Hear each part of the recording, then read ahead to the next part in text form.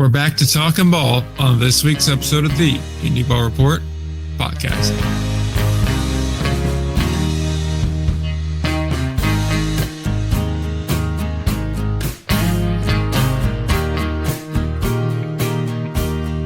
We're back in episode number 378 of the Indie Ball Report podcast, the show where these two white boys are going to get crunked.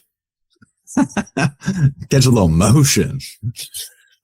Catch white boy. God forbid a white boy catch a little motion. That should just be like on the Utah state flag. That's just going to be me at the Kesha concert. Yeah, I forgot you're going to that. That's insane. It's going to be a great time. Oh, I'm going to man. paint a star and a heart over each one of my eyes. Like that every Kesha song I think of is actually a Katy Perry song. Really? Yeah. I was like, California Girl. Nope. Dark Horse? Nope. Nope. Yep. Didn't you do a bunch of songs with Juicy Chick? Nope. Let's get started. Yeah, that's what we should do on this episode. Let's get started. We're talking ball this week, and we're looking at the Atlantic League. Are we? Okay. Yeah, that's where we're going to start. We're going to start in the Atlantic League because there's some historic stuff happening over there. Yeah, I'd say so. So we have one team already out of the first half race. Mm-hmm. Admittedly, they've been out of the first half race for realistically a month now. Yeah. Staten but they made Island. it official. Made it official. Hashtag ring season. The opposite of ring season, technically. No, they are hitched to their future. What little remains. And they are 8-36. Is that right? Yeah, God, but damn. Yeah, dude, that one, is crazy. There's minus 219 run diff. Oh my lord. I mean, look, if there's one thing I love, it is commitment to the bit. And, Is that why we go ahead and get along so well with Shep? Because we all commit to the bit. So aggressively, yeah. I don't know, man. We knew this was going to be. We said it before. There's not much to say because not only has it been bad, but we knew it was going to be bad. But every single time, it does still just elicit that response of like, man. Like, I hate to beat a dead horse, but I almost feel like it is a weekly segment of just reading the most unbelievable numbers from Staten Island season. I mean, we've had worse segments here. What was the one I had with Will for a minute? That co-host. The other one. Okay. The second wife, I don't like when you talk about him. I mean, since we last recorded, what did we record? Thursday night last week? Something like that, yeah. So they finished off a 15-4 loss to Long Island, lost 10-1 to Long Island, lost 7-3 to Long Island, lost 17-3, won against Hagerstown 8-5, and then lost 6-1. That doesn't sound good. Truly, speed running, being a professional baseball team. I take it that means the manager change isn't helping much. Well, they just don't have a manager, really. No, they have 2.5 managers. No, it's 2.5 men. That's the show. There you go. There's one Charlie Sheen, like on both sides of his meltdown. Anyway. Okay. The kid in that show is now like hyper religious, right? Swears off the show. He's very, very much against the fact he was ever in that show. Apparently he's a teetotaler too. Very disappointing. Wow. Interesting. Well, hanging around with Charlie Sheen during your formative years will do to you.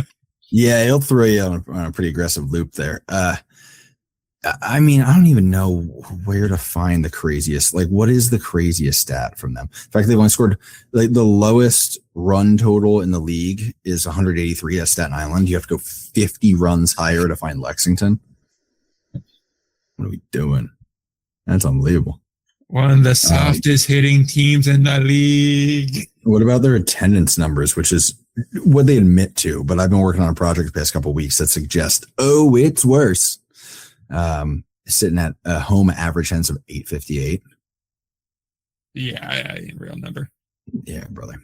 I like the giveaway average on iScore when it comes to attendance. Interesting. It is interesting. Yeah, it's damn. Like we're reaching like end stage North Bears here. Yeah. So I mean, the rumor, and it seems to be confirmed, is that Wally Backman's coming. But I don't know. One, what are they waiting for? And two, I mean, so the strong rumor is that Staten Island will not be around in their current form in the future, like as soon as next year potentially. And I know there's some people who disagree with that, but like there's also I've seen some emails, and it seems to at least add some potential validity to it. But it's hard to get anyone to confirm anything, so we're just sort of talking. We're just having some internal dialogue. But I think it's worth considering. I mean, bringing Wally. What do you think is more likely? That Wally indicates that there's a future for this team, or that there's no future because you couldn't get Wally to sign for a multi-year thing, for honest. He's like doing a personal favor. I don't think it's a positive sign because I don't think you'd bring Wally Backman in for a multi-year situation, because the last time we tried this, it didn't go well for anybody involved. Yeah, literally, like the Ducks phoned it in last time he was managing, which is insane. And I had somebody last time, like a fan, shout out, you probably were listening. Last time I said they phoned it in, say that that's not true. I can confirm for you. I've spoken to multiple people who were on the team, and they were all like, "Oh yeah, I've never been on a team before in the playoffs where we just stopped trying." But here we are, because Wally's just Wally. Yeah, he was just like it was wild. Like I remember we were recording a podcast live. I was there at the game in the playoffs and going, "Man, they are not even trying." That was the one where Wally didn't come out to argue a call. Where we all just wanted this to be done with. Yeah, he was like, "I'm good." I think Lou came out and did it, which was a sign. But yeah, what's your prediction based on this? If you had to make a prediction, what is the future of Staten Island? What is Staten Island's situation 1 year from today? Man, I can't wait to see what those condominiums are going to look like, and I bet the rent on those upper floors is going to be at least $6,000 a month. Yeah, and I know that like they don't own the land or whatever, but I just need people to be aware that rich people just make deals. You know, it doesn't mean it won't happen. It doesn't. I agree. It means like there's an extra step if they want to do something with it, but everything I see seems to indicate there's not much of a future for a team. Hold on, wait a minute. They don't own the land. Let me rephrase what I just said then. In a year from now, Conrad Mamdami's going to have one hell of a grocery store on that land. Bro, hey man, it does feel like he'd have interest in public transportation out to there, but even he's not trying to get out to Staten Island. Nobody wants Staten Island. Staten Island. Boy, are we getting some people to stop listening. I don't know. Yeah, I think I agree. I don't think there's a team next year. I think that there was a legitimate chance they could go Frontier League. I think that is long gone. Shep, bring them into the fold. Go on, do it, Shep. Do it, Shep. I mean, I just know the Frontier League is too serious of a of course they are. It'd be a horrific decision. It'd be like genuinely crippling to the league to bring that sinking ship in. It would undercut my confidence in all of their decision making. I don't know. I mean, they do have an energy drink fiend making decisions. So, like, I don't know. They did name their league NA, like Narcotics Anonymous. So we're excited for that rebrand, that exciting rebrand. You mean rebrand? Ooh, it's letters. Sick. You mean the rebrand that baseball logo? You mean the rebrand that I know damn certain there are multiple team officials did not know occurred until I told them? That's amazing. Yeah. Love it. Yeah. I mean, look, it's hard to get people to go to meetings, right? Let alone pay attention. I don't know. I think, unfortunately, and because, I joke, but like I am, I really want baseball in Staten Island to work, but this is not working. So whether that means anything long-term or not, but this is a disaster. A complete disaster when you get down to it. I mean, like on a serious note, I mean, I don't even know how it got this bad this quickly, right? Like it seemed like over the last years, it's like mediocre team, generally poorly ran off the field, but not like horrifically. There's a vision forward. We've reached a point where it's like, it's not even a vision forward at this stage. Like, what do you even do with this mess? Because you don't really have any sort of base to build on when you think about it. Like, you don't have a quality product to sell. Nobody seems to really have been invested in this from the get-go. I mean, tonight they got their Jewish Heritage Night that they were promoting fairly hard with the jerseys and whatnot. And nothing else have they really been promoting. They really don't push much, if anything, to be quite honest. And like, I don't really know who they're marketing towards when they get down to it. And if I had to hazard a guess here, and I'm sure not Long Islanders, but Staten Islanders would know better than me on this, I'm willing to wager that most of them either A, don't realize there's a new team there, or B, don't realize this team isn't affiliated with the Yankees. Oh, I'm sure the awareness of what they got going on is terrible. And that's based on me being in Lexington after a championship season. People still like, wait, what's up with the Legends? Like, I miss the Legends. Hope they bring them back.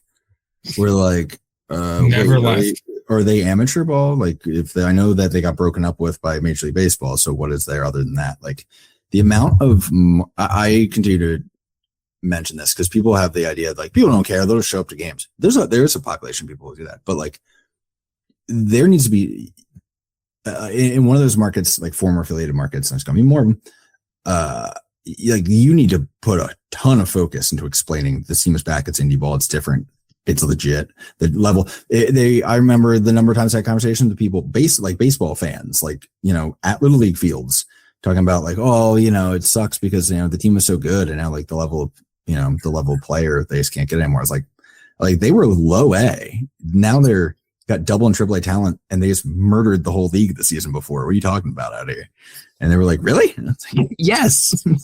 So like, again, while people, I think it's right to think people don't pay attention to things like that. I also think it isn't right to say they don't care, because I talked to a ton of people who weren't paying attention enough to know what was actually going on, but enough to like have it in their head and like, yeah, it's a shame that the talent isn't good anymore. Like, yeah, and the frustrating part is too, like Staten Island, this should be the one thing that they were excelling at. You have a large population base, so you really don't even need that big of a percentage of them to buy in. You just need enough of them. And you had pretty solid financial backing. So like, that's the one area where you really can excel in. You could just start pounding out tickets to like every elementary, middle school in Staten Island. Yeah, and that's a bigger conversation as well. I think it is noteworthy having one of, if not, could it be one of the richest, we'll say, one of the richest owners in indie ball, and just zero and like legit investment. And like, look, I know there has been investment or whatever, but it's the determination to break even or turn a profit and be like, no, I won't spend more than this to be successful. And it's like, well, if you want to be successful, you're going to need to spend more than that. And it's like, well, is what it is then. It's like, what are we doing? And yeah, at the same time, you'll put money into the ballpark, as evident by the field and things such as that. Right. Now, I mean, I don't remember. I'd have to look back at who spent what on that, but. But even still. Certainly an investment was made. Buying into the Atlantic League is not cheap. I don't know. It's frustrating. It's frustrating. There were so many things that should have gone right that went wrong. And it's just, the number of people who don't know what they're doing and don't have any interest in taking outside input is crazy. That's always been a thing since I started. I don't know, man. It is what it is. I guess we can only beat this to death so long, but because it will be a conversation in the future. So it is. Yeah, definitely. I mean, plus I want to kind of talk about the rest of the North Division here before we move on to it differently. Yeah. Because that division is still very much at anyone's race here. I mean, they're all, I'm sure, getting a nice bump from playing Staten Island, but everyone else is within 4 games of the division. You know, Lancaster on a 7-game heater right now, but they've been not the best it's overall over the past 30 days. Hagerstown's very much hanging around. York's finding their stride. Long Island's figuring themselves out to a degree. It's still very much whose race is it going to be in the end. And yes.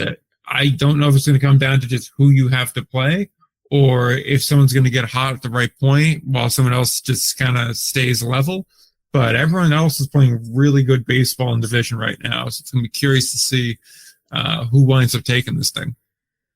Yeah, something about playoff races in the Atlantic League. It's just so it's something about the small league, the lack of playoff spots, and the familiarity. It's just say what you will about the Atlantic League, their playoff races are bangers. And while I don't like the 2-half system, part of me does get a little tickled that we get double the playoff races because of that. It feels cheap and stupid, but like also like I'm kind of, if you're going to do it, fine. All right. But like, and just a quick comparison. I mean, the Pioneer League's a mess and there's, the haves and have nots for the most part. And 4 of them make the playoffs out of a giant group. The American Association, everyone makes the playoffs essentially. The Frontier League, nobody makes the playoffs essentially. So it's just sort of a thing. I mean, what more teams make it now? Whatever it is. 8 teams now? In the 8 teams in the Frontier League? I believe it is 8. Yes. Yeah. So like that's a little more reasonable, but because of the long season, that can get a little like messy. Though the Frontier League does have like those nice, I feel like routine Can-Am League battles between 2 teams who seemingly don't want to make the playoffs at the end, fighting for the last wild card spot. I feel like that happens a lot. So that's fun. But also, what takes away from the Frontier though is kind of knowing on one half, it's like, okay, it's going to be Quebec versus who? Yeah. Let's see who Quebec will shoot in the face after giving a small amount of hope. They go, Ottawa and kidding, bang. The answer is Ottawa and yeah, essentially. It's truly the Canadian game. But yes, and the Atlantic League. Sorry, that got me.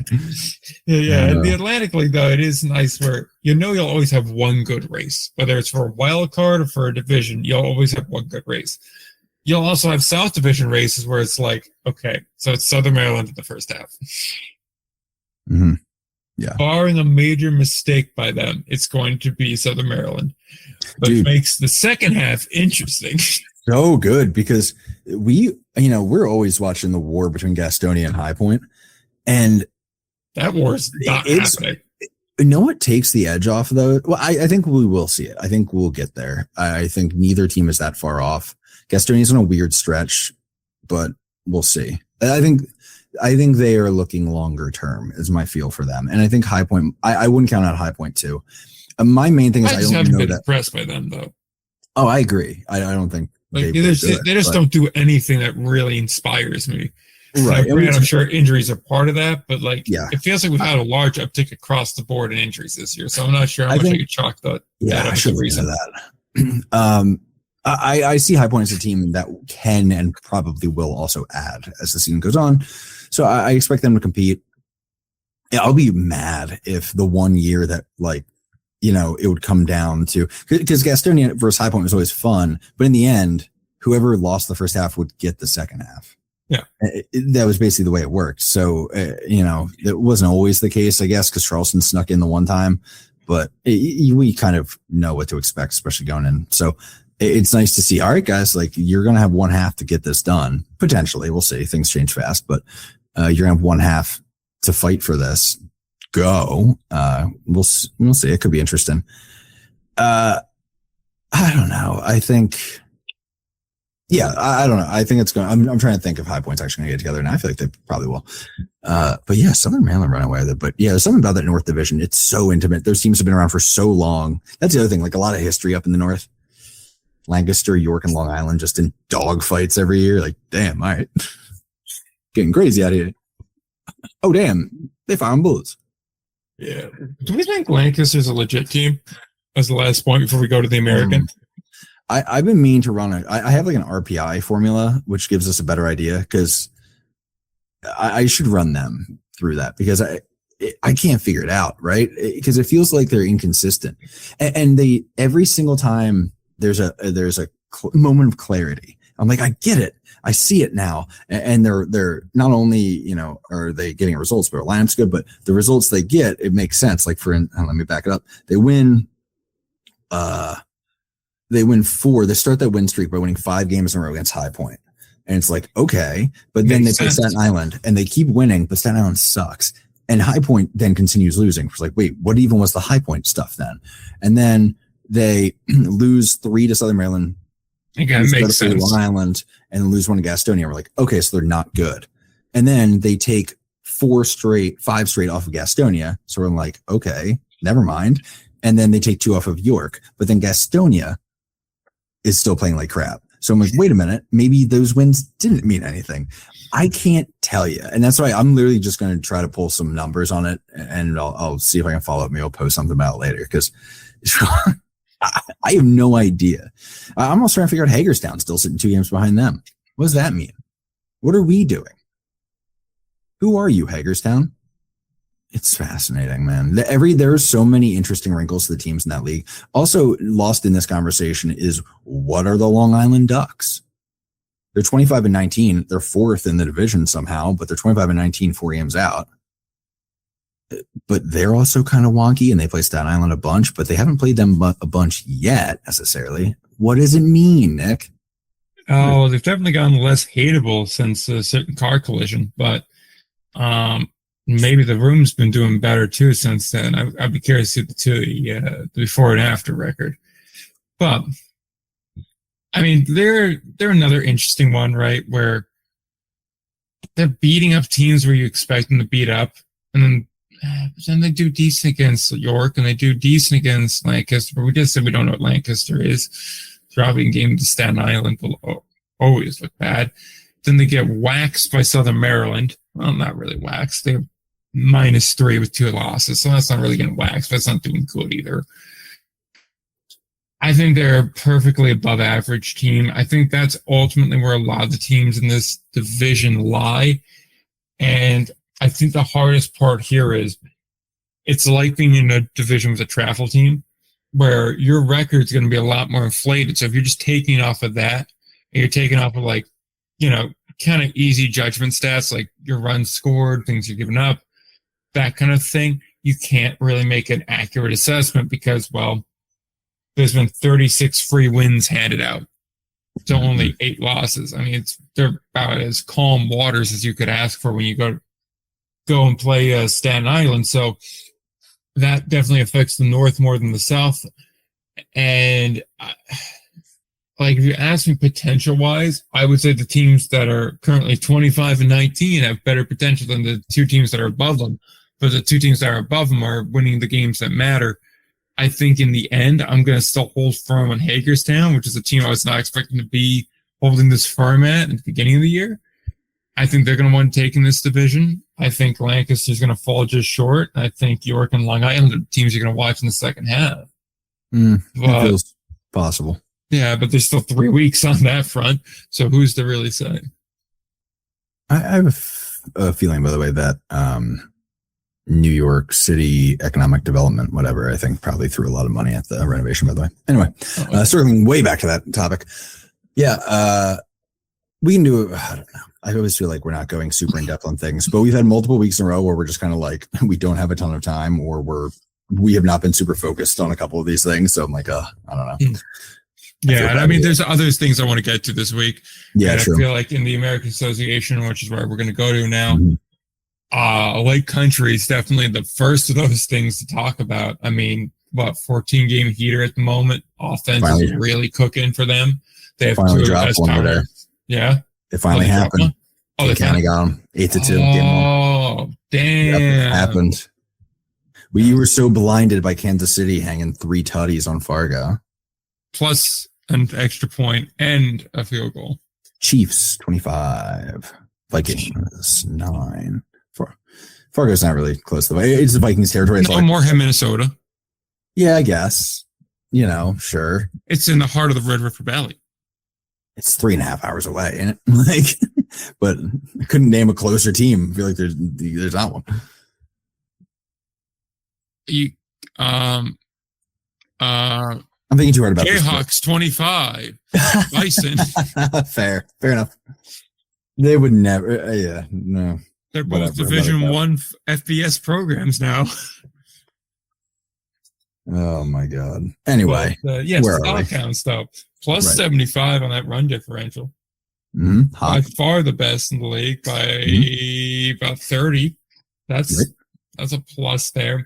They seem to be very much in the driver's seat for their division. It says their magic number is 75 here, but that doesn't really take into account the actual playoff system that's in use here. So we can't trust that. I'm just going to send a text about that. Forgot to. Thanks for the reminder. Yeah. We got to go ruin somebody's night. Now, ghosting it on that. But yeah, I feel like the Lake Country, if they keep this up, we're going to be talking about them clinching a playoff spot next month, end of the month, but still next month, because the further down you drop, then the division starts to fall off, because Kane County's still pretty solid. Milwaukee's pretty average. Gary's pretty average, which, quite frankly, for Gary, we take those results. Yeah. And then there's Chicago having a hell of a time, and Cleveland having a hell of a time. Yeah, and which brings the question of, is this the Lake Country situation that we had last year, right? Where, even looking back at the stretch, right? They took 3 off of Fargo, which feels good, but like they are 10-15 and currently sitting outside of a playoff spot after getting 25 runs hung on them by Kansas City today. Milwaukee is like about average, but they are above 500, so it's sure. Lincoln is bad. They took 3 from them. They took 3 from the Dogs. Chicago is spiraling, it seems like. And then Kane County, the first like certifiably legit team, and so far they split their first 2 games against them. So I'm kind of like, but what are you? I mean, that's entirely fair. I feel like the way they're beating teams makes me feel like they're a little bit more legit, because there's not a whole lot of close games in this winning streak. That's true. And even against bad teams, you're hanging what? During the streak, they had 1, 2, 3, 4, 5 games where they scored 10 or more runs. They scored 20 or more runs twice in there. They had some really crooked numbers on there. So I give them credit on that front. And I do think, to a degree, right, at least at home, their offense is a little bit inflated by the ballpark itself. That said, there's still guys that are performing that are quite clearly like that. I mean, Ryan Hernandez is fighting for a triple crown. He's batting 400, and he's got a lot of power there. You have Mears, who's got a lot of power as well. He's doing pretty good there. I question sustainability in the long haul, but that's a problem for later on, right? So I still think, as a whole, not a bad team.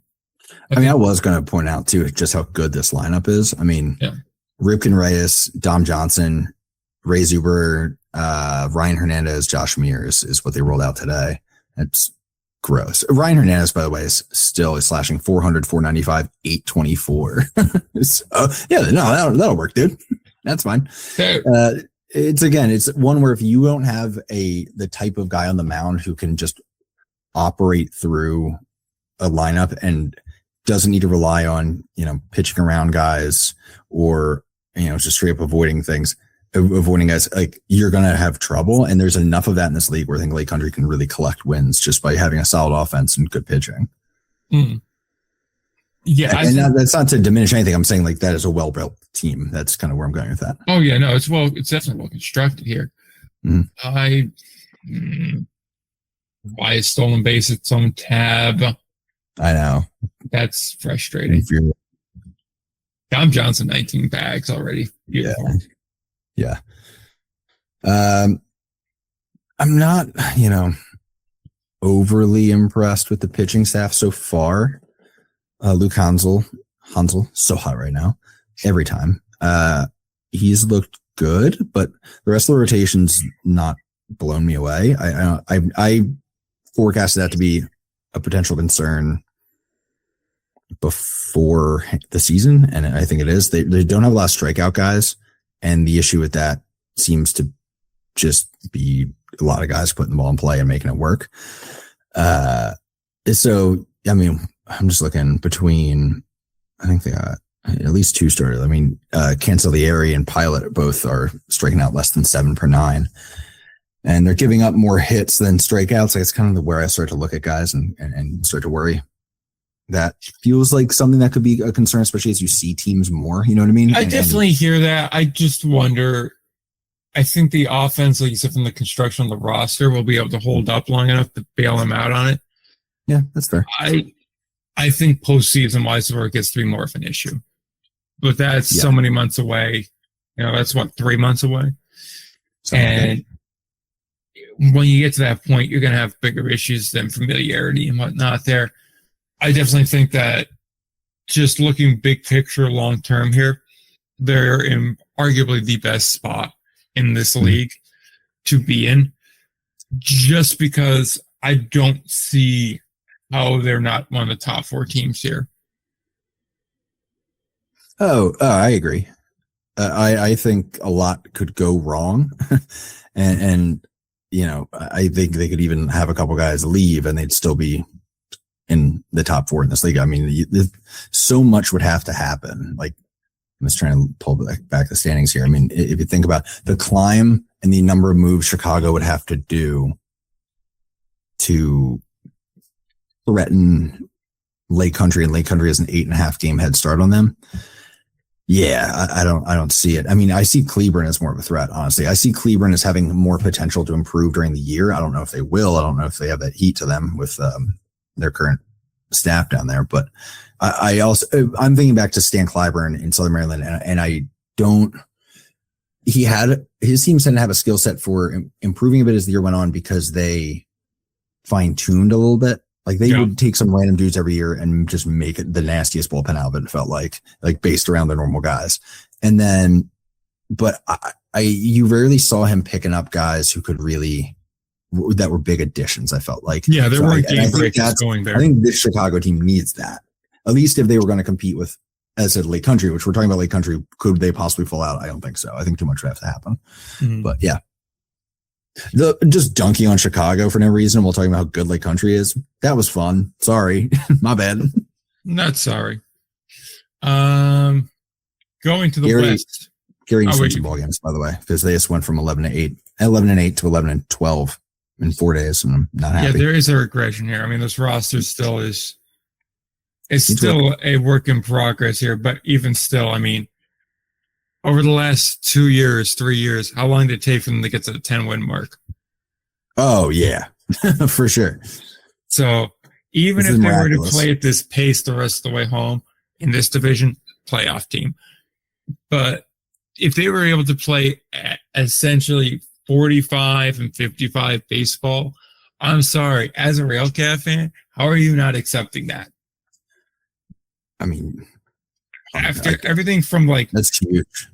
Post COVID to now, that got to be their best season, if not one of their best. So you take that and you run. Yeah, I'm just pulling it real quick for us here. Oh man, I scrolled way past that. Oh my god, I do not know how the alphabet works. That's a tough scene. Okay, let's see. Historically here. Oh man, yeah. Hold on. Sorry, it is being not ideal here. Okay, there we go. We got the year right here. All right. Jesus. So last year, I forget where they ended up. It was bad though. The year before that was 30-70, 41-58, 42-58, 39-61, 40-59. That'll get you to 2018 then for a winning season. So it's been 6 straight losing seasons, all of them by a significant margin. Yeah, it's a pretty big deal. To put it in the most vain way possible, since this podcast has been around, they have not had a winning record. Yeah. Ain't that a bitch? You have, when did this pod start? 2019. So yeah, they have not been in the playoffs since then. I'm trying to think how many teams haven't been in the playoffs during the course of the podcast. Not many. Not many, man. Not many at all. I'm going to exclude Pioneer League teams because, they got it's harder to make it, sure. That, and also they got, a late jump on the whole thing because they didn't really start till 21. So they missed a couple of years there. But, everybody else. And Lincoln's made it. I mean, this is. Yeah, I'm just checking. I mean, at least in the American Association, I think everyone's made it. Which again, it's one thing. But sure, in a league where 4 out of 6 teams in the division make it, it's insane to not be making it for that many years. Rolling dice says that you should at least fall into one. That's Well, I mean, Winnipeg, who has been kind of trash now for a stretch of time, made two, made it to the championship series. Final, 2 years ago. Like, and I get it. This is a newer playoff system because I believe beforehand it was like 2 or 3 teams from each division made it. So even still, though, this system's been around for 3 or 4 years now, and we're still not here. But the point remains. So Gary is still outperforming what they have been. It's a multi-year construction project, and things are looking good. Yeah, full support. Keep on going, guys. I'm rooting for not only that. I wouldn't even say I'm rooting for the team. I'm rooting for the fans. Yeah, the fans we will see on Union Night. Yeah, baby. Union Night. Bring a lunch pail. I'm bringing a hard hat. Yo, like that side conversation. That would be such a good vibe. Like they should. They already got like the Railcat thing. They already got the like manual labor industry vibe. They should have like lunch pails on the side, like on the jersey sleeve. Like that should be like an identifier of like Gary's here to put in work. Like, you know what I mean? That I just think that would be such an energy. Like that would be such a good vibe. I don't know. These are things I think about. Just trying to rebrand my boys and Gary a little bit. Not a rebrand, just sort of like get them an identity as a not even as an organization, as a team. Get them an identity. And let them rally around that, baby. I'm about it. Meanwhile, I'm scrolling every team's media guide right now, just checking every league's media guide, just checking who else has any other team not made it, like that existed before the podcast has not made the playoffs during the time that the podcast has been on. Because you said the Frontier League, and I'm like, dude, it might be limited even. I meant Pioneer. Oh, okay. I thought you meant Florence because, like, all right, Florence, the Frontier League because nobody gets in. I'm looking at Florence because Florence feels like the team that. Nope, 2021 they made it. Yeah, I was gonna say they were in. Lord, from my recollection, I've been running they haven't been relevant. I was gonna say, run through my head real quick. Brockton, I don't think has. Down East, I know hasn't. But I mean, they can. The Down East and Mississippi don't really count. Joliet hasn't.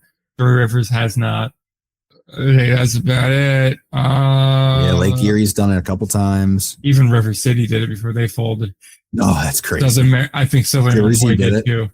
Yeah, Jersey did. Sussex did.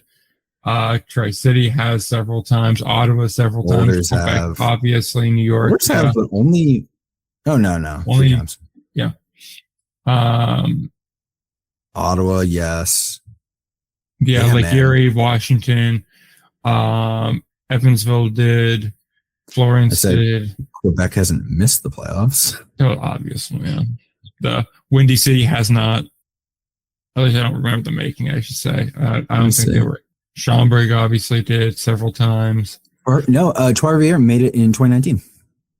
Oh, Can-Am, yes. Yeah, baby. We're counting Can-Am, okay. Yes, we are. Okay. It's still real to me, damn it. Yes, that was TJ Stanton year. Windy City has not made the playoffs since 2010. What? I know it's been discussed on this podcast, but Jesus Christ, boys. Okay, do you want to just skip over the is Sioux Falls a legit team conversation and ignore Kansas City for next week to go right into Frontier talk? I mean, sure, we're there now. Okay. Kansas City, Sioux Falls, Kansas City, keep your act up. Great job with the offense. Your pitching's not bad either, but keep it up. We'll talk about you next week. Sioux Falls and Winnipeg, because you two are the ones I'm highlighting right now. Also, Fargo, get y'all's act together. Otherwise, next week will not be kind to you. There you go. Moving on. The Philadelphia Phillies have won a World Series more recently than the Windy City Thunderbolts have won a playoff series. Now, and I just want to say it. I don't want to hear a single Southern Maryland Blue Crabs fan laughing. Because that is in the pile of videos I want to make is the hardships of the Southern Maryland Blue Crabs. So I think it's the longest tenured, or is there one more? I felt like there might be the longest tenured indie ball team that hasn't won a championship. I have your title for that video. Yeah. Hard shells, harder times. Oh man. That's not bad. I was going to make like a blue ball joke, but that's way more in taste. We're not going to start in the East. We'll start in the West here. Gateway and Schaumburg are the two interesting ones in this division. Joliet's not a good team. Mississippi, heavy regression this year to be more what we expected from them. Windy City, better than I expected from them. but basically an average team here. Schaumburg, I expected a lot more from them. Yeah. And expected to win loss, expected a whole hell of a lot more from them too. And Gateway, I feel like is such two kids in a trench coat team. They're not their record. Their record lies. I don't believe in that team. They give me such ill vibes. Like I know they're 8-2 in their last 10 and they're doing a little bit of something, but oh god, it feels ugly. The fact that Schaumburg can't win away from home is crazy. Is that a competition thing or is that a ballpark thing? I'm trying to remember who they've played home and away. Pick the trash cans. Right. What is going on in Schaumburg, Illinois? Huh. Massive cheating, law enforcement and route.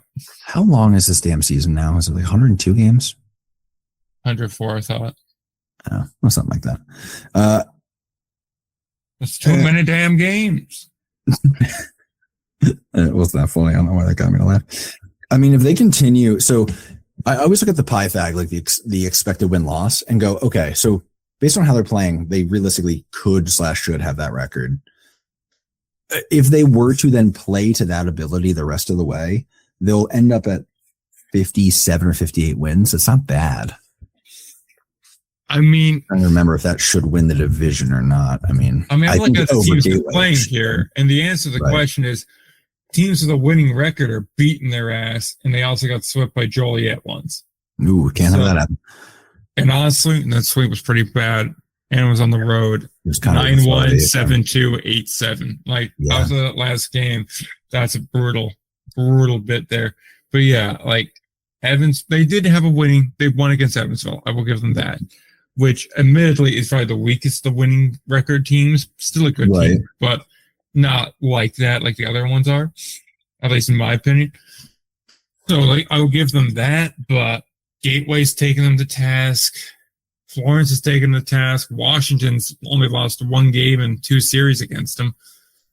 The teams they're beating up on are Lake Erie, losing record, Three Rivers before they fired their manager, Down East at home, Mississippi at home, and that's pretty much it. And the one series against Evansville.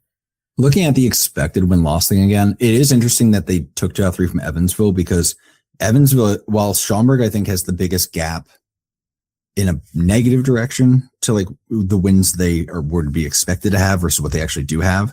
Mm-hmm. Evansville, I think, is the biggest the other way. Like they're 17-11, but they're expected to be 14-14. So it's interesting that Schaumburg head-to-head took 2 out of 3 from them.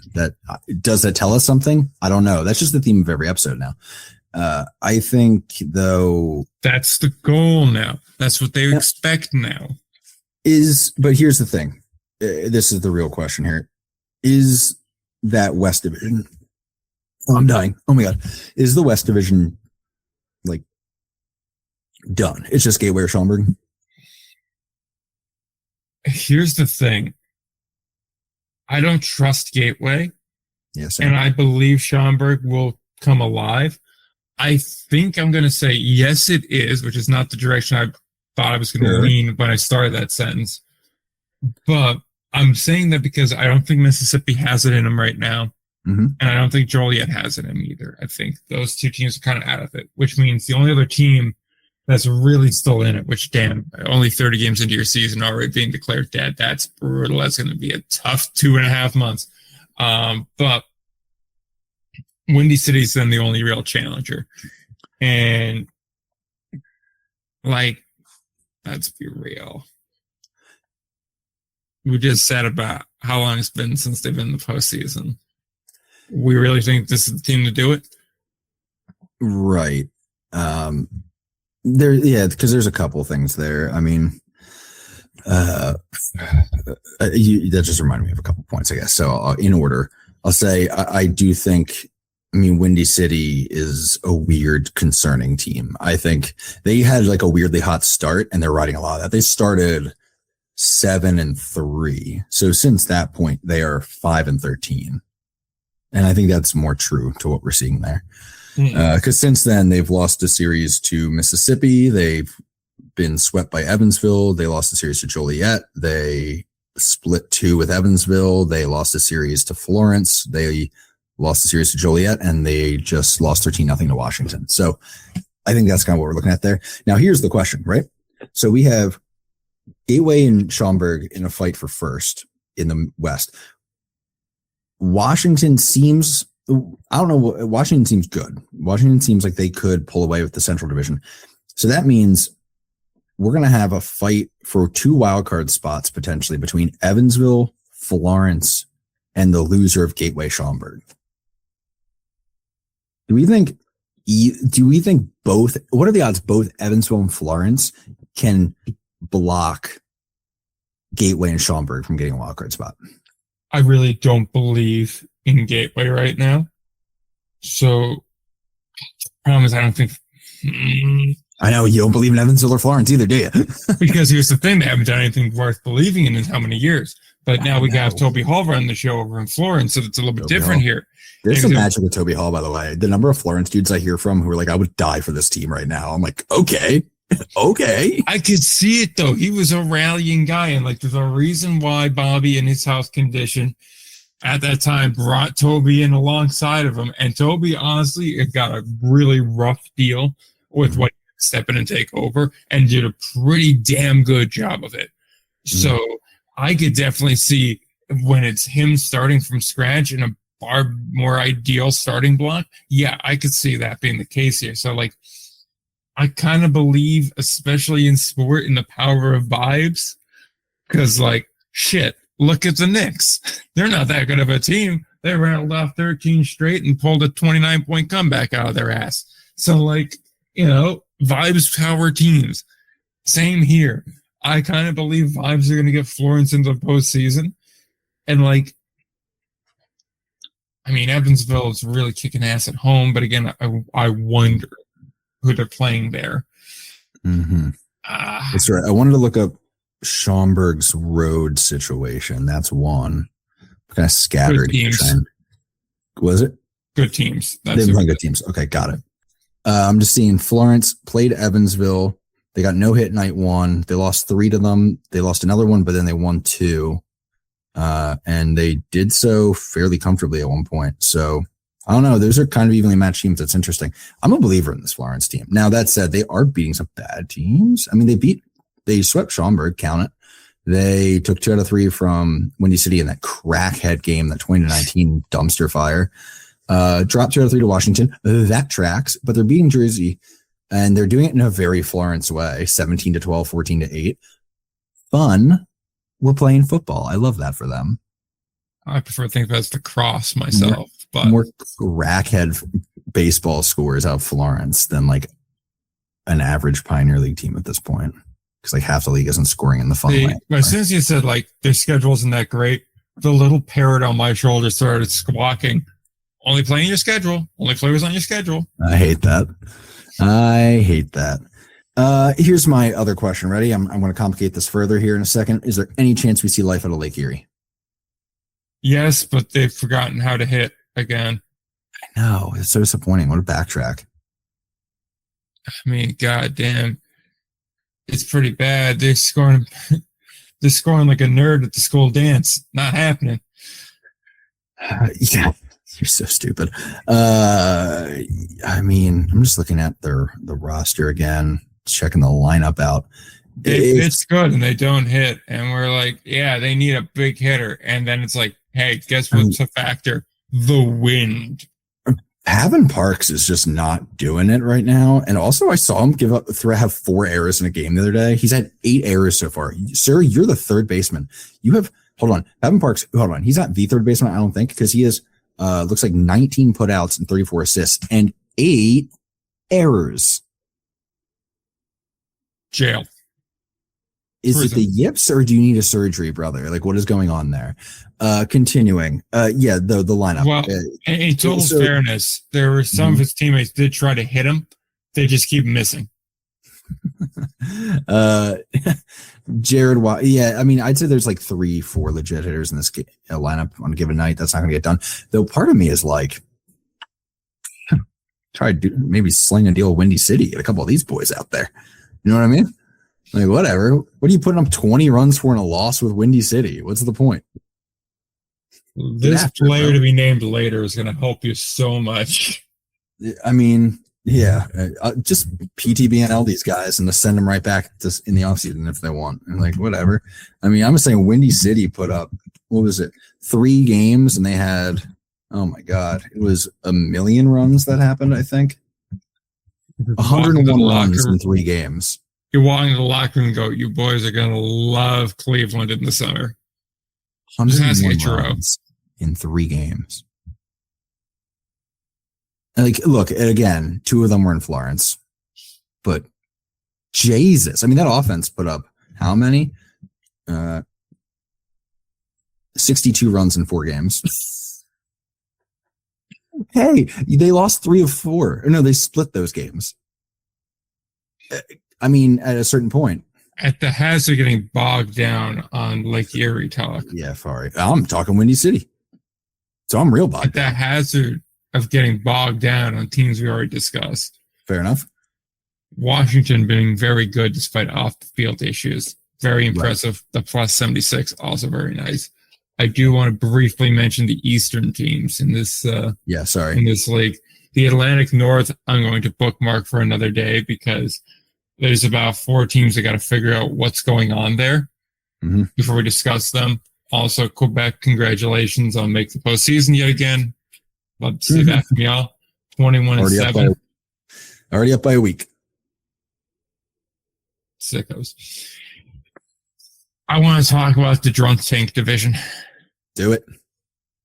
What is the Atlantic League East, man? Like, nobody wants this division. Everyone's handing the Atlantic Conference, first of all. Yeah, sure. Okay. Whatever it is, it's powered by Ghost. You're going to change the name of that league. You better change the name of those divisions, too. That's all I'm saying. Please. Even Division A and Division B and Division C and Division D would be better. Yeah, facts. Maybe you could get sponsors for each of them. There's a thought. See, now we're working. See, like, I don't know, maybe call it the, like, Patriot Division presented by Dino Home Improvement. Nice. Some bullshit like that. Anywho, the Atlantic East Division is a division really where 1 minute you think, oh, these guys are going to win it, and then immediately it's followed by, no, wait, they suck. These guys will win it. And then it's immediately followed by, oh, no, they suck too. Because New Jersey looked like for a while they were really gaining steam. They were looking to be a really strong team. And then they just like have sputtered since. You have New York, which is technically 4 games above 500, leading the division, only one in the division with a positive run differential, mind you. But they also play in a park that has a very deep outfield with 2 extremely short porches. That's wall goes up to about hip high. So literally hit the ball 8 feet in the air and it's going to be a home run. Congratulations. So I don't know what I make of that. And like, I've watched them a couple times this year.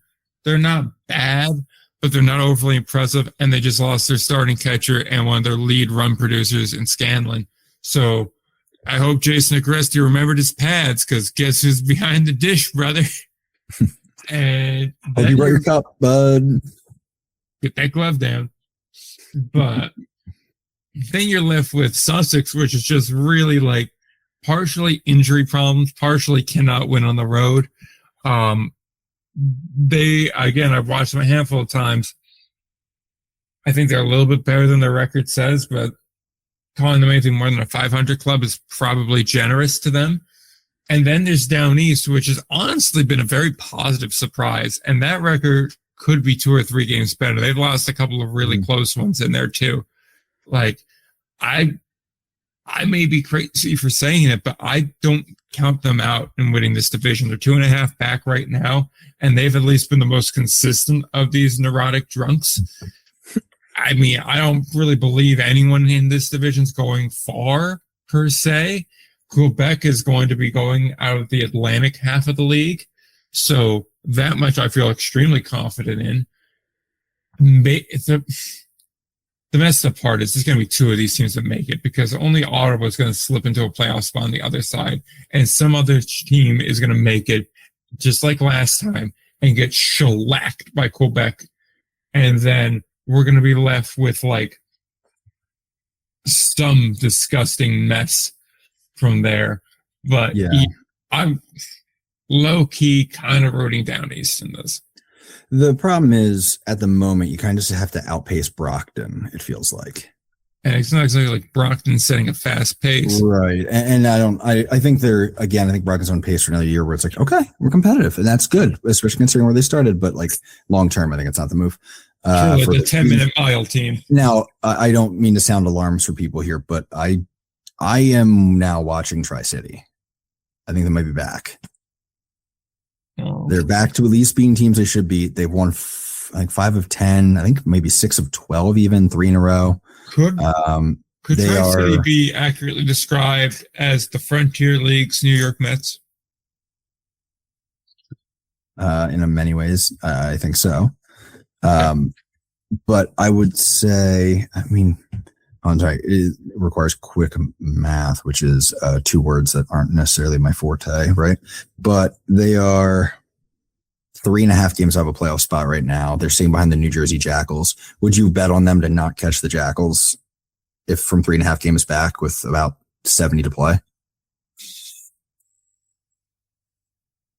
You know what I mean? I know you're saying I'm thinking it over because I think it's a lot closer than you may believe it to be. I feel like a Bobby Jones Jackal team is a better product for this season isolated than Tri-City is. That being said, if it were to happen, I would not be surprised by it. Okay. Now, notable, I would also caution one thing looking at Tri-City. They started turning around against Mississippi. So, and it was the back half of that Mississippi series too. Right. So it was after you already seen them a lot. You knew everyone on their roster. They knew everyone on your roster. So you beat up a team that's in theory worse than you. They just dropped the series. They dropped the series or fighting for their lives in a series against Joliet. I will, something like that. And I will step in also to temper my own urgency on that. Since that Mississippi series, they lost the last game of that series by 10 runs. And then they lost 2 out of 3 to Sussex and then lost 2 out of 3 to Ottawa. So, and then they beat Trois-Rivières for 2, which what does that mean? So, yeah, I might be making something of nothing. I'm very open to that. That's why I'm saying, man, I really do think we could be in a situation where a team like Down East sneaks into the postseason, whether by winning the division or being second. A team like New York's able to just kind of like use the little cushion they have now to keep themselves in it. Those two make it in. Ottawa's, I think, a better team than most, if not all of the East Division. Mm-hmm. So I see them taking that one other wild card, and then Quebec, obviously, So, I could very well see a situation where it's like Quebec Down East in round 1, New York, Ottawa, and then we get Quebec, Ottawa again, and then we get Quebec versus probably Washington again. Yeah, I could see that. Quebec in 5 in that situation, by the way. Yeah, I think I predicted like 7 out of the 8 Frontier League teams making the playoffs again from last year. Yeah, we both were pretty much in agreement where we saw. I feel good about that. Yeah. Interesting. Okay. I'm just sort of processing all that, but that makes sense. Okay. Right. Anything else on that? I feel like we're good on the Frontier. Is there anything on the Pioneer you want, or are we good for the week? Let's do a quick trip through that, and we'll maybe talk a little bit more in depth about them, like talk about like some actual like rosters and how things are working out next week. I think after next week we'll have a better feel for what exactly we're looking at there. Are we looking at a 1-18 team that's not a traveling team? Oh my God, they've lost 13 in a row, Nick. They've lost 13 in a row. Are we going to live stream the series next weekend? I think we might be. We'll see. I'm excited about it. Let us know. Hey, let us know. Like, reach out to us. Let us know, because I don't want to live stream to nobody. 1, because that's a bad use of time, and 2, because I get like that. That makes me anxious. I don't know. That stresses me out. So, if we were, because Nick's already going to be over here, if we were to live stream a Red Pocket Mobiles at Idaho Falls game, 2 teams with a combined record of 4-35, Would you like that? The Red Pocket Mobiles has won 2 in a row. Don't let the boys get hot. That's what I would say. True indie ball after dark. True sicko baseball. Check your pockets because I think they're on fire. Now, those 2 games certainly do not bode well for Yuba Sutter, who, did not bathe themselves in glory in those 2. Cloak themselves in glory, doesn't matter. Being outscored 24-8 last night in a football game against Red Pocket Mobiles. Anyway, to the point. We could actually be in for a really interesting playoff race with their weird ass, like I hate you, with their weird ass playoff setup that they have with one big division. And it's halves, right? Yeah, of course it is, because we're stupid. Yeah, sure.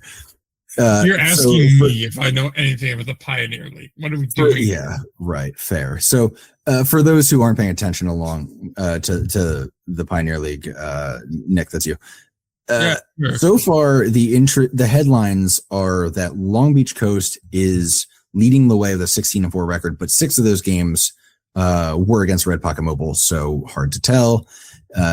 Beyond that, they did beat up Oakland, and Oakland has been struggling. Oakland's 8-12 in their pursuit of running it back this year, and it's the Pioneer League. There's a lot of power in this league, but I think the second most home runs allowed by a pitching staff in this league is 37, and Oakland has allowed 50 home runs. So they have allowed 13 more home runs than any pitching staff. Basically, the gap between Oakland and the second most home runs allowed is the same gap back to the 7th most home runs allowed, or 8th most, essentially. So to keep that in mind, they're allowing 2.5 home runs per game, and they're not an altitude team. They did take a trip through Montana, but come on now. Pretty interesting. They have a 9.5 ERA as a team. That's the worst in the league. So this is definitely something different when it comes to that. And we'll see. There's something to watch. I don't know what to make of it. I'm not going to even. Here's what I'll tell you, Nick.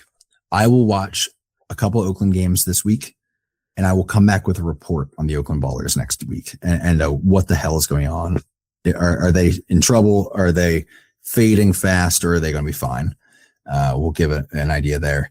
And, in case you're wondering how bad the pitching staff is for a 1-18 Idaho Falls team, their offense is top half the league. Oh, so if you're wondering what type of shenanigans is going on there. By the way the Pecos League does things. Hold on. I'm sorry. Idaho Falls has a worse ERA than Oakland. I said Oakland had the worst ERA in the league. That was a lie. I'm sorry. I literally had to scroll down one more team because 12 runs per game is Idaho Falls Chuckers. Lies. Every day, the Pioneer League strays further from God's light. Don't we all, though? Right. In case anyone was wondering, just a quick update on the league. We all actually care about. Trinidad did lose to Garden City last week, 4-2. Oh, there's been okay. But they responded with a pair of wins, then a pair of losses, and a pair of wins. So I had a window of time here before this podcast wraps up, and my initial instinct was I was going to pull a quick report of who has the best record in the league if you remove any of their wins against Red Pocket Mobiles and Idaho Falls. No, I will not be doing that now. Instead, I'm just going to do a quick scroll and highlight of the weirdest things I've seen in the Pioneer League because I've been going through their games this week, and oh Lord, is it not normal? It has been pretty peak actually. So first of all, we had, Alpine played 3 straight games, 23-11, 26-9, 25-16. Okay. 28-25 Grand Junction game against, the Santa Fe. 22-5 game. Grand Junction still an offensive powerhouse. Typical. Doesn't change. Let's see, a 36-8 Roswell win over Santa Fe. Santa Fe just gives up tutties, is what it is. They also score them a lot, so that's fine. I had a couple of notes because some weird things happened that I found. We had multiple games with 10 stolen bases. Hey, man, got to get a guy who can throw back there. Just got to find somebody. Put an outfielder back there. It's fine. We'll sacrifice a pass ball now and then. We did have a game, Alpine against, I want to say Tucson the other night, a 2-1 game where both pitchers threw complete games. Normal amount of pitches thrown too. Crazy.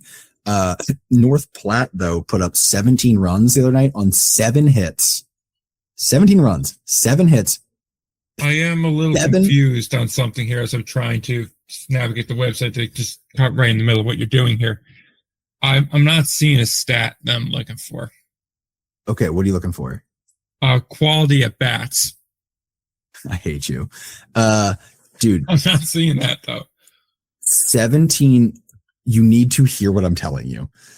North Platte the other night, 17 runs. It was a 17-2 win, so it wasn't even close. Okay. 17 runs on 7 hits, 7 hit batters, and 20 walks. It was a 4.5-hour game. Where was this? I believe this was an away game in Blackwell, Oklahoma. Yep. So got to imagine that didn't help the old self-deletion rate in town. What are we doing? Pecos Bills had a guy throw 133 pitch complete game. Love that. Dog behavior. By the way, I will hate on that in the Pioneer League. I won't hate on that in the Pecos League. You're trying to get out of the Pecos, throw 133 pitches, brother. Like, that's fine. I think that's totally fine. The Roswell game where they scored 36 runs featured 3 innings where they scored 9 runs. Austin Weirdos had a 123 pitch complete game. Complete game, 0 earned runs from the Austin Weirdos. Dog behavior. Those are 2 ties. Don't know what the hell they were doing there. Pecos, what are we doing? I'm looking at all-time Pecos leaguers, and I look at their stats, and I'm very curious to see if they played anywhere other than the Pecos. Yeah, I would love. That feels like a video, doesn't it? The top 10 Pecos leaguers who didn't play in any other league. This feels like an out of the park baseball thing where you build your all-time Pecos team, and we just keep slowly upping the ante in 7-game series and see what indie ball team do they comp against. I have so many out of the park based ideas, so that's an off-season project for sure, because I have a few of them that should be bangers. But yes, I will simply move in for a week and we will get through all of this. Hell yeah, man. We'll get a nice cabin in the woods and we'll just use candlelight and we'll make so many videos. Will also be a horror movie. Anyway, this will also be on Vimeo. I'll give more Pioneer League talk next week, but I was getting to the point of I do think we could be getting geared up for a very interesting playoff race, because it's going to be just a bunch of teams where we still don't know what to make of them. And if you want, you'll get a full breakdown of the Pioneer League next week on Indie Ball After Dark live. Well, just to give people an idea of what we're dealing with over there, you got 16-4 Long Beach. Is it legit? Who's to say? 15-4 Billings. Who is it legit? Who's to say? Boise and Glacier are 13-7. Then you have Missoula tied for 5th with Modesto at 12-8. Though their wins feel pretty legit. And then Ogden is 11-9, and then it's an 8-12 Oakland team, and then everyone beneath that is pretty much cooked. But yeah, after that, then you're all screwed. But it's at 12 o'clock first pitch. They want you to pay $8 to watch this. Yeah, that's the thing that has to be figured out. Yeah, that's just, I've said that before. I already have an issue with any indie ball paid streaming situation. And I get the arguments of it needs to be, it needs to be a way to make profit or whatever, pay for it. What I'm saying is where you're getting that money from feels dirty to me. This is all indie leagues, not just Pecos, because a lot of it you're getting from your most dedicated fans and family members. And but who's not charging? AABaseball.tv. Yeah. Watch all those games for free. It's fair to point out Idaho Falls won the championship last season. They were a game away. If we go back to last season, they're 1-21 in their last 22.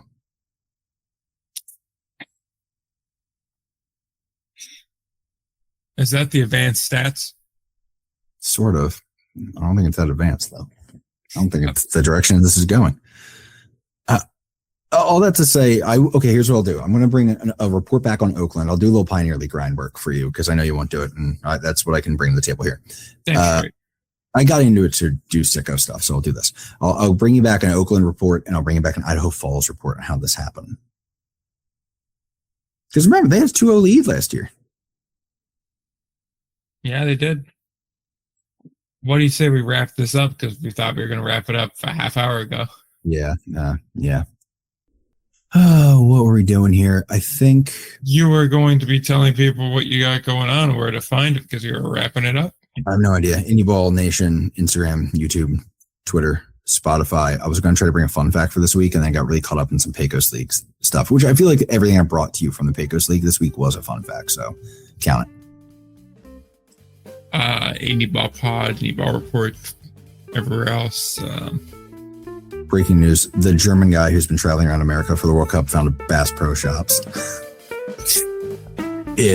We found another surreal place on our way. I know some people will say I'm too positive about everything I see, but this place was crazy. They had a shooting range at the store. Alrighty, I'm looking forward to the German fellow stumbling into Stu Leonard's though. Oh yeah, baby. Animatronic animals. Anywho, so that's what we got for you this week. You got a little preview for next week. But until then, don't forget to play ball.